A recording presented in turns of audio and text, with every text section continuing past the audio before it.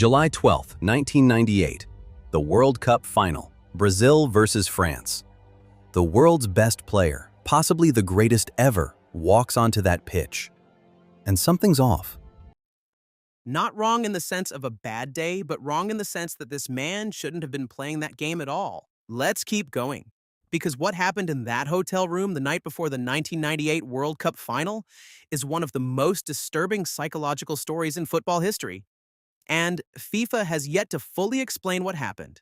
Back in 1998, Ronaldo Luis Nazario de Lima, better known as Ronaldo, was just 21. He had already won the FIFA World Player of the Year award. He was the most electrifying striker on the planet. And Brazil, with him, were the heavy favorites to win the World Cup on French soil. We're talking about someone who made professional defenders look like they'd never seen a football before. He was that different, that good. Brazil cruised through the tournament.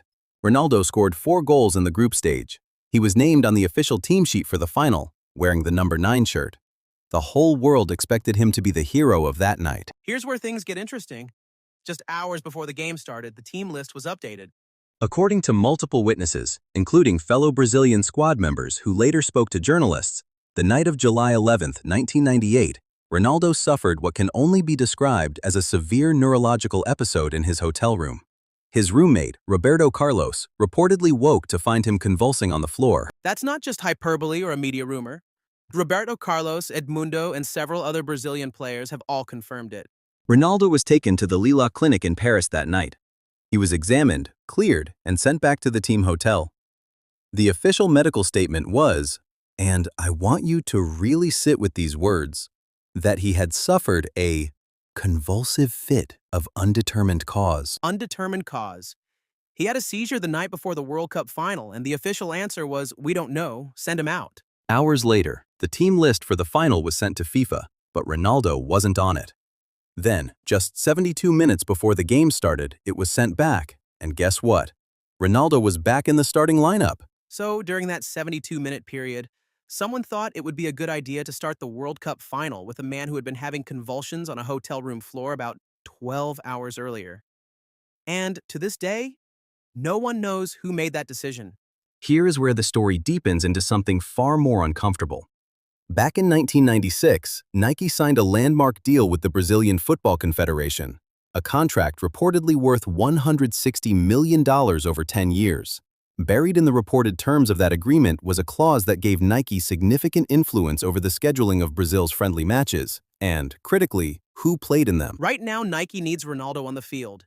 It's not just about them wanting him, it's because he's the star of the show. His face is on the boots and his number 9 is on the shirts.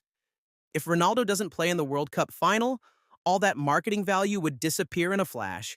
A French parliamentary investigation in 1998 looked into the Nike CBF contract and its potential influence over team decisions.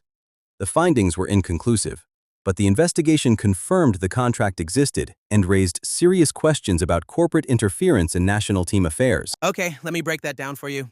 Government investigators took a look at this. They concluded that the contract is legitimate and the questions are valid. However, they couldn't determine whether a sportswear company had any sway in deciding to place a convulsing man on the world's largest football field. The player played the whole game, but it felt like he barely touched the ball. France won 3-0. And it's hard to believe that the most talented player of his time, in what could have been his biggest moment, was probably still dealing with the effects of what happened the night before. Here's what I believe happened, and I want to be clear. This is my interpretation, based on what's been recorded. Ronaldo experienced a panic attack. It was a severe, all-encompassing psychological crisis. He was 21 years old and felt the immense pressure of an entire nation. He was also carrying the expectations of a commercial empire. He had been told his whole life that this was his moment, that he was special and chosen. In that hotel room, his mind and body finally realized they couldn't handle it anymore. The DSM-5 classifies severe dissociative episodes, which can include convulsive physical symptoms, as a recognized response to acute psychological stress. Sports psychologists have documented cases of elite athletes experiencing seizure-like episodes before major competitions with no neurological cause ever found. It was a scene that should have been the end of a young man's night, maybe even his week.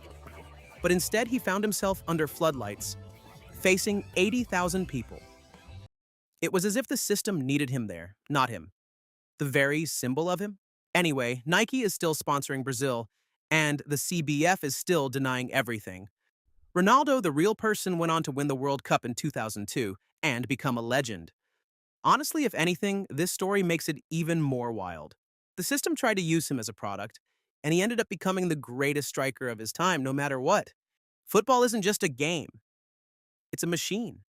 And this machine doesn't seem to care about the people inside it. That's exactly what this channel is all about. Each episode, we dive a little deeper.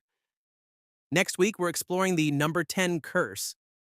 Why do the most talented players in the world, the moment they wear that jersey, start to fall apart? Subscribe because the story is always more interesting than you expect.